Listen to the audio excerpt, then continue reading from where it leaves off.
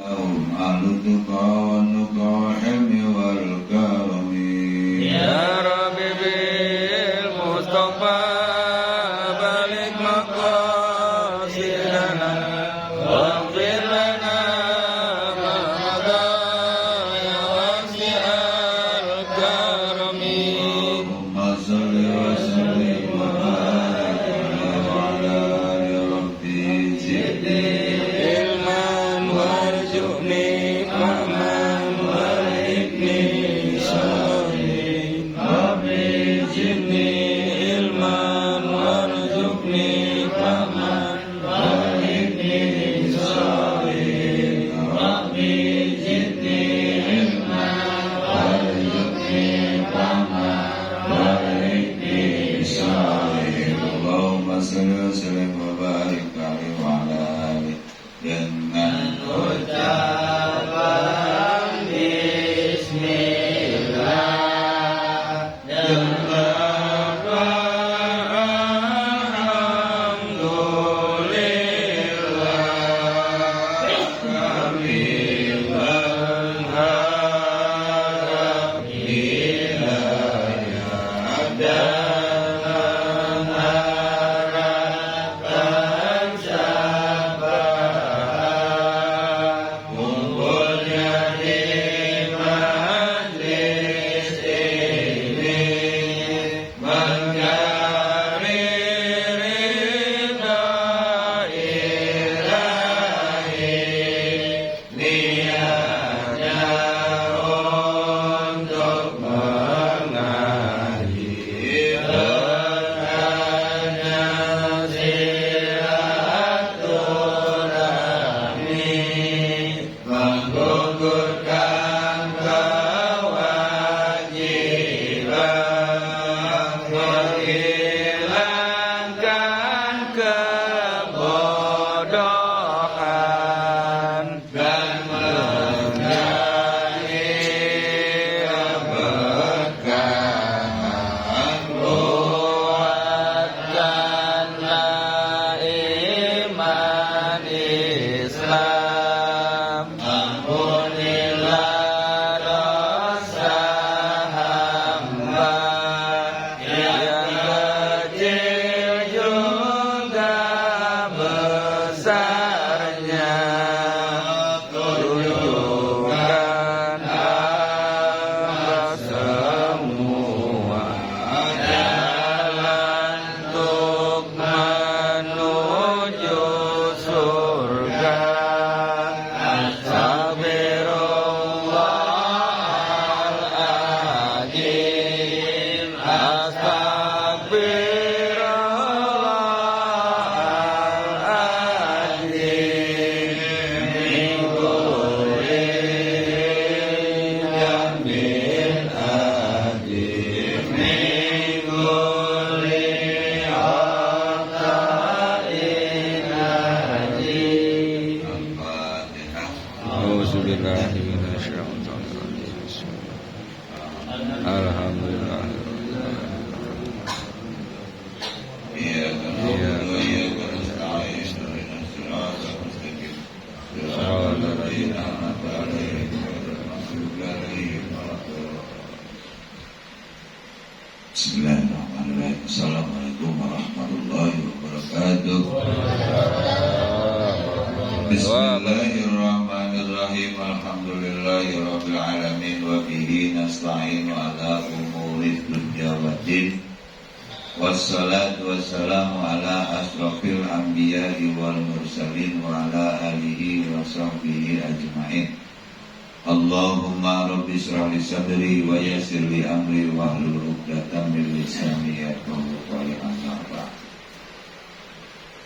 Para jamaah sekalian, khusus yang sama-sama kita hormati para guru-guru kita, para orang tua kita, kesepuhan kita yang tidak bisa disebutkan satu persatu, insya Allah semuanya semoga ada dalam ridhonya Allah Subhanahu wa Ta'ala, dipanjangkan umurnya, diberkahkan rezekinya di dunia wal akhirah, amin ya rabbal alamin. Kita masih melanjutkan pelajaran kita dalam masalah sholat Jumat. Bismillahirrahmanirrahim. Wa ta'ammumun, wa ta'ammumu, dan disunatkan memakai sorban. Sorban itu adanya di kepala. Kalau imamah rida adanya di ini, di pundak. Bedanya kalau ini namanya rida atau imamah adanya di pundak kiri atau kanan, itu imamah. Kalau sorban adanya di kepala. Di hari Jumat, di samping kita disunatkan mandi sebelum berangkat sholat Jumat, disunatkan kita menggunakan pakaian yang putih atau polos, disunatkan kita menggunakan yang wangi-wangi. Juga buat ta'amum disunatkan kita memakai sorban. Sorban ini bukan intisar kepada yang jamaah haji aja. Yang belum jamaah haji pun tetap perintah sunat memakai sorban. Apalagi kalau udah umur 40 tahun sunat. Orang usia 40 tahun sunat pakai sorban. Bahkan umur 40 tahun ke atas pakai tongkat aja, tongkat itu sunat. Pakai tongkat itu sunat. Amin ya mata. Jadi pakai tongkat kalau umur 40 tahun sunat. Li khobarin, karena ada sebuah hadis, innallaha wa malaikatahu yusalluna ala ashabil amaim yaumal jum'ah. Innallaha, sesungguhnya Allah Ta'ala, wa malaikatahu, dan malaikat-ikat Allah, yusalluna, membacakan sholawat semuanya para malaikat Allah, ala ashabil amaim, kepada orang-orang yang suka menggunakan memakai sorban yaumal jum'ati, di hari Jumat. Innallaha wa malaikatahu yusalluna ala ashabil amaim yaumal jum'ah.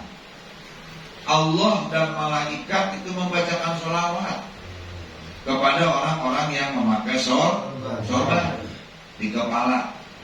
Karena apa? Ini sunnah, bukan cuma yang udah haji atau umroh aja, sunnah. Memang malu, makanya malu. Ini tuh khusus hari Jumat atau bundar-bundar Jatuh. Udang. wayang bagi, dan harus dobetuk tuliha, menyeimbangkan panjangnya sorban. Ini diperlukan, diseimbangkan dengan postur tubuh dalam pemakaian sorban. Wa ardiha, lebarnya itu sorban, tuliha, panjangnya, supaya mayaliku bila bisiha adatan, diseimbangkan dan sekira-kira layak dipakainya, pantas ini pakai sorban. Fa in zada biha ala dzalika kuriha, maka apabila melebihi daripada kelayakan, oper teuing maka sorban ke gede sebagai bahan Vespa, diputar-putar gede ngebandul, itu makruh, enggak seimbang sama postur tubuhnya. Nah, jadi dari seimbangkan. Qala al-Hufat, bahkan dikatakan oleh sahabat al-Hufat, lam yataharrar syai'un, tidak ada ketetapan hadis dalam perkara fituli imamatihi, enggak ada ketetapan hadis di dalam perkara memakai sorban nih. Panjang pendeknya ukuran itu enggak ada ketetapan hadisnya. Panjangnya harus berapa, itu enggak ada ketetapan. Jadi lam yataharrar syai'un fi tuli imamatihi, tidak ada ketetapan hadis yang menentukan panjang pendeknya itu pakai sorban.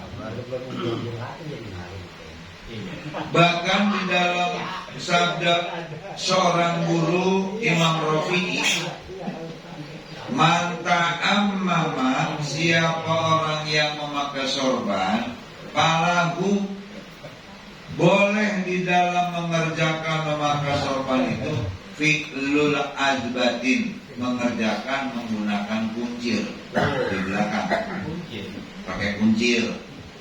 Watarkuha, dan ditinggalkan si kuncir itu nggak jadi masalah. Dipakai kuncir boleh, tinggal pakai kuncir juga nggak apa-apa. Itu nggak ada hukum ketentuan lam yataharor. Iya. Nggak apa-apa, nggak dipakai buntut nggak apa-apa. Karena kalau bilang Ada li'annahu, karena bahwasanya memakai sorban yang pakai kuncir atau tidak pakai kuncir itu mah lam yasiha fin nahi, itu mah nggak ada ketentuan, nggak sah, katanya ada cegahan. Dilarang pakai kuncir, dilarang tidak pakai kuncir, itu mah nggak ada antar kil adbah di dalam meninggalkan kuncir atau memakai kuncir dalam satu hadis, itu nggak ada ketentuannya. Lakin kedua roda, akan tetapi yang kewarid, yang kebiasaan fil adbati di dalam masalah buntut kuncir pakai sorban, ada hadisun sohihatun hasanatun, ada hadis sohih dan hadis hasan yang bagus. Waqad syarrahu, bahwasanya telah menjelaskan para ulama, bi anna aslaha sunnatun, sesungguhnya asal mulanya itu memakai kuncir itu tetap hukumnya sunnah. Itu sunnah. Wa irsaluha bainal katifain, dan juga dirundaikan ke belakang buntutnya, ya. Ini katifain, ke belakang walikat, itu afdalun minhu alal aiman, itu lebih utama kalau kita pakai kuncir daripada kita belokkan ke kanan. Afdalun minhu alal aiman, atau belokkan ke kiri, itu lebih baik. Wa irsaluha bainal katifain, itu baik ke belakang di antara dua walikat.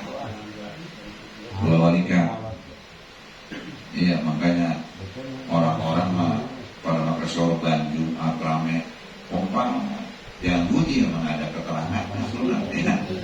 Ada keterangan di dalam, ada pelajarannya, ya. Wa aqallu, dan paling sedikit ma waroda fi tuliha, adapun ada sebuah hadis yang paling sedikitnya kuncir, ukuran kuncir panjang pendeknya, tuliha yang paling sedikitnya arba'atu asobi, 4 jari, paling pendek 4 jari. Wa aksaruhu dira'un, dan kebanyakannya itu sesiku, satu siku dari satu siku itu, dari sikut sampai sini nih, sampai ujung satu siku. Sahasa itu garis kebanyakannya, ya. Kalau kamu ada, yang penting ada buntut, ya. Jadi ini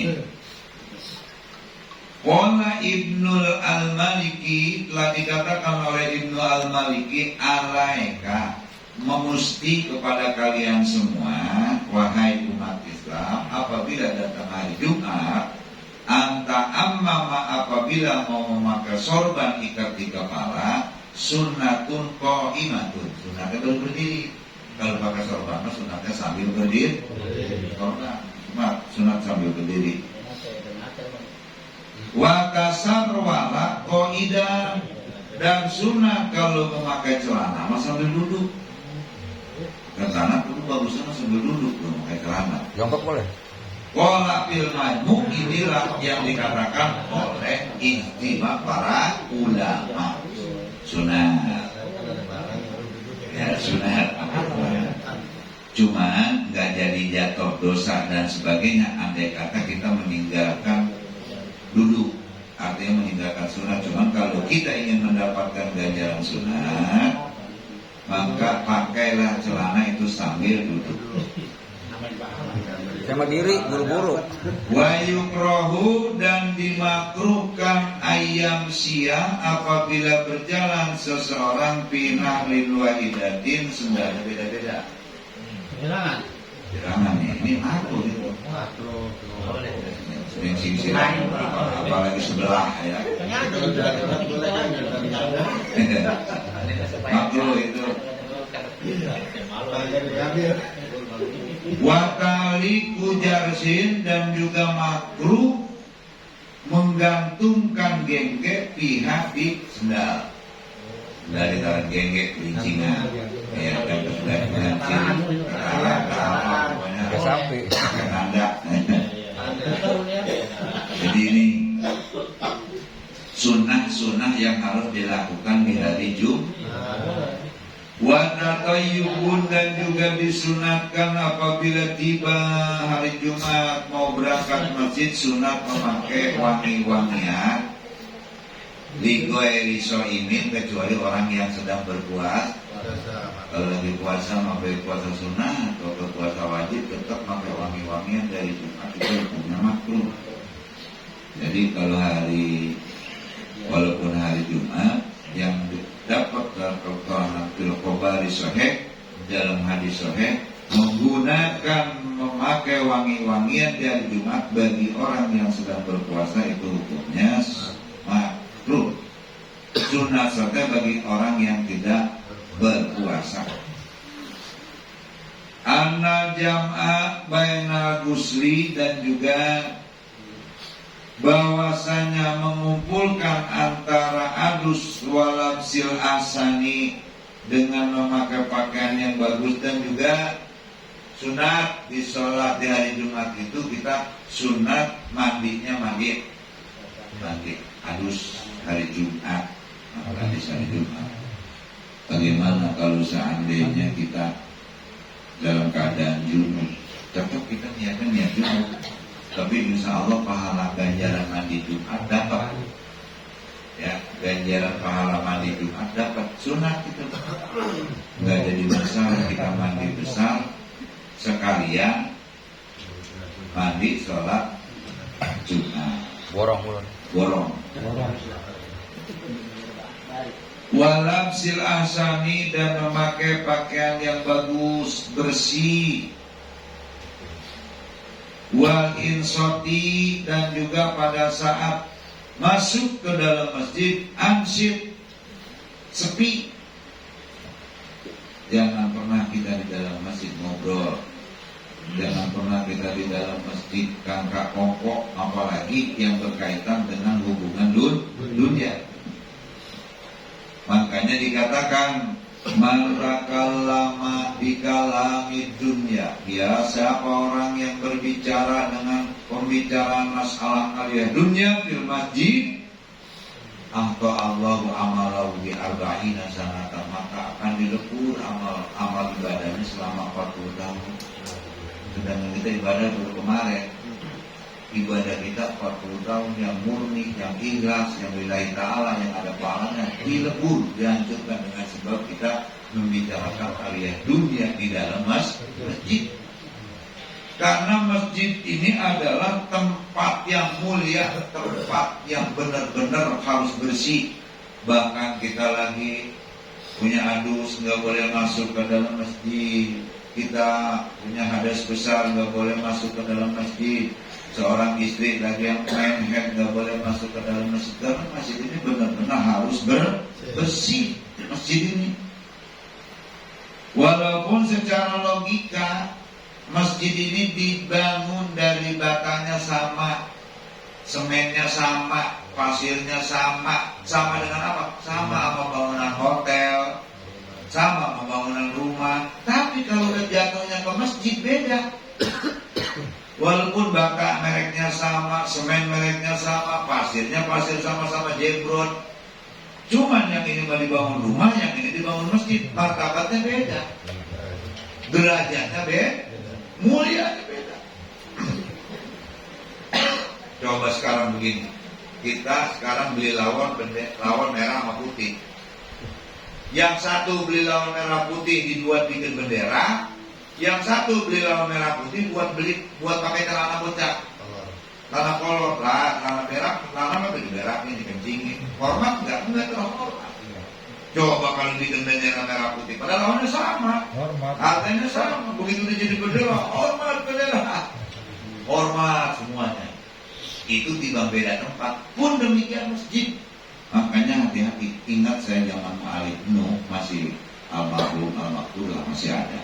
Saking aktifnya mau ngeberitain tentang masalah jariah, mau ngeberitain tentang masalah sumbangan orang yang masuk ke masjid sekian apa keluar. Ingat saya demi Allah melihat dengan mata kepala sendiri, itu Ma'alif Nuh keluar dari masjid, beritanya di luar pusat.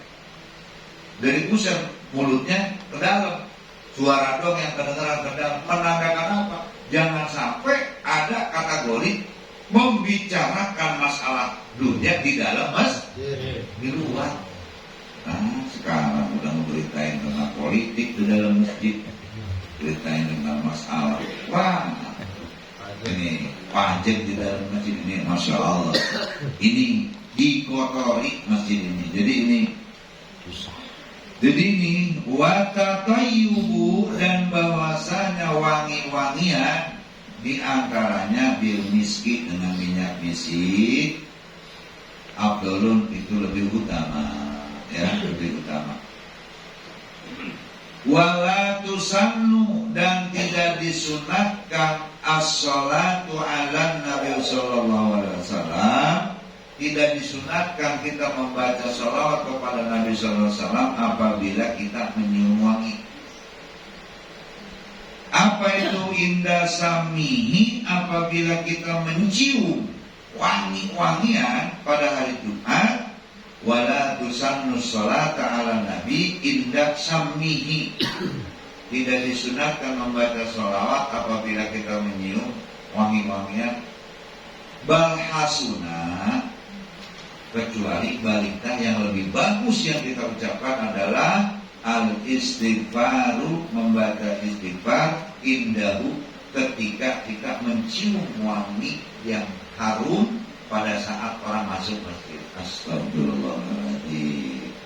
Mengingatkan kita memohon ampun kepada Allah Subhanahu wa ta'ala. Beda lagi dengan kalau kita mendengar kalimat baginda Rasul, sunnah kita membaca salawat dengan Nabi Muhammad sallallahu alaihi wasallam, itu sunnah. Tetapi kalau mencium wangi mah nggak usah. Begitu nyium wangi, oh masalah wangi amat. Nah itu istighfar aja, bagusan istighfar. Kama qala, sebagaimana dikatakan oleh guru kita tentang masalah tidak disunatkannya membaca salawat pada saat mencium wangi-wangian. Adapun yang harus dibacakan adalah istighfar di sini. Karena apa? Karena kita sedang mendekatkan diri kepada Allah Subhanahu wa ta'ala di hari Jumat. Ini kesempatan buat kita. Hari Jumat kapan lagi bisa duduk di masjid, bisa i'tikaf di masjid. Dan juga pada hari Jumat wa mutiba disunatkan tazayyunun. Pokoknya hari Jumat mah gayaan dan pakaian yang bagus, minyak yang wangi, kain yang bagus, pakaian yang bagus, itu sunat. Pokoknya sholat Jumat ini beda daripada beda, harus kita bedain. Istimewakanlah pakaian yang mahal, istimewakan. Gamis yang mahal, sunat. Biizalati dubrin, dan juga sunat pemotong kuku min yadaihi, di kedua tangan. Warijlaihi, dan dua kaki. La ihdahuma, tidak disunatkan salah satu memotong antara dua tangan dan kaki. Motong salah satu, tangan kanan doang, kaki kanan doang, itu payung rohu, dimakruhkan. Tetap perlu dipotong semua, ya. Dan juga wa sya'ri nahwi ibtihi, dan juga sunat kita mencabut membersihkan bulu ketek. Wa anatihi, dan bulu kempung ke bulu bawah. Ya, bulu kemaluan. Sunat itu. Terus ya. Sunat. Jadi ini Masya Allah ini. Jadi, dan juga wabibos sisaribin, dan juga sunat nyetik kumis. Nyetik kumis. Hatta tabdu umrotas sabah, sehingga bisa terlihat merah-merahnya bibir. Biar kelihatan disetik, biar kelihatan merahnya bibir. Jadi ini ya, ini sunat wa izalati rihim, dan sunat menghilangkan yang bau-bau, wa wasihin, dan kotoran-kotoran. Ini di hari Jumat. Mudah-mudahan nih, pokoknya hari Jumat ini harus kita jadikan benar-benar hari yang sangat istimewa. Bila perlu kita memakai pakaian yang mewah, pakaian yang gini, pakaian yang mahal, pakaian istimewa. Pokoknya sebagaimana yang biasa enggak kita pakai, dari Jumat pakai enggak masalah. Karena benar-benar kudu ginding hari Jumat. Karena kita sedang menghadap Allah Subhanahu wa Ta'ala. Mudah-mudahan ini jamaah sekalian ya. Makanya wayahnya hari Jumat kalau bisa pakai gamis, sorban. Enggak pakai sorban, minimal imamah pakai imamah. Pakai imamah itu Masya Allah, imamah itu ini dapat menambah pahala ganjaran rakaat sholat. Bayangin ada sebuah hadis yang mengatakan kalau sholat tanpa pakai imamah ganjarannya 1 rakaat. Kalau kita sholat pakai imamah itu 25 rakaat ganjarannya. Ya, Masya Allah.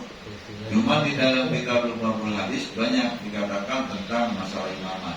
Itu terserah, ada kalau menurut ilmu fikih ada sebelah kanan, ilmu tasawuf ada sebelah kiri, ya macam-macam. Ada lagi yang pakai sorban boleh ke sini, ya. Jadi nyangkut begini boleh. Jadi terserah, yang penting ada selendang. Bahkan ulama mengatakan saking gede-gedenya ganjaran ngejar fadilah pakai imamah, kalau nggak ada sorban kulit terembung nggak apa-apa. Tadi rapiah digantung pahalanya sama. Zaman dulu terembung gantung saking ngejar pahala. Ya. Jangan pernah malu kita pakai imamah, jangan pernah malu kita pakai selendang, jangan pernah malu kita pakai sorban. Ya, terserah. Bapak mau pakai begini, boleh. Mau pakai di kanan, boleh. Mau pakai di kiri juga boleh. Yang makruh mah pada begini nih. Yang penting memakai. Kalau begini mau makruh nih. Harus sholatnya mau sholat. Pakai begini. Jadi naik motor belakang boleh kalau naik motor. Ya. Jadi ini sunat-sunat di dalam sholat Jumat. Tujuannya apa? Supaya bisa nambah pahala-pahala ibadah kita. Amin ya robbal. Karena di dunia ini kita lagi majroah, lagi sedang derok. Kalau orang derok siapa yang rajin nasabnya, insya Allah pulang bawa bekal. Apa aja kita yang jadi pahala. Pakai sorban kita pakai minyak wangi kita pakai. Yang kira-kira sunat untuk mengejar pahala-pahala.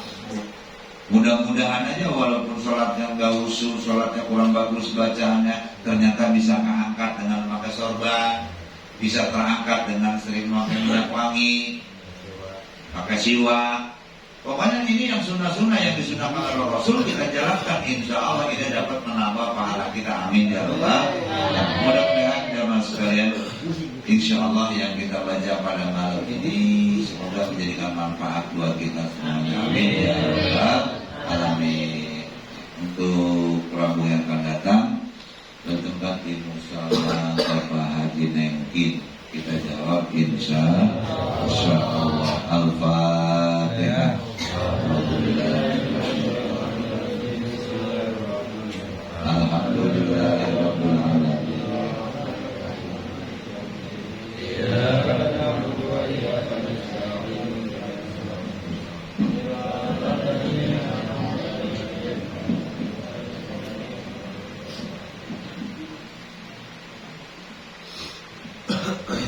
Astagfirullahaladzim, astagfirullahaladzim, astagfirullahaladzim.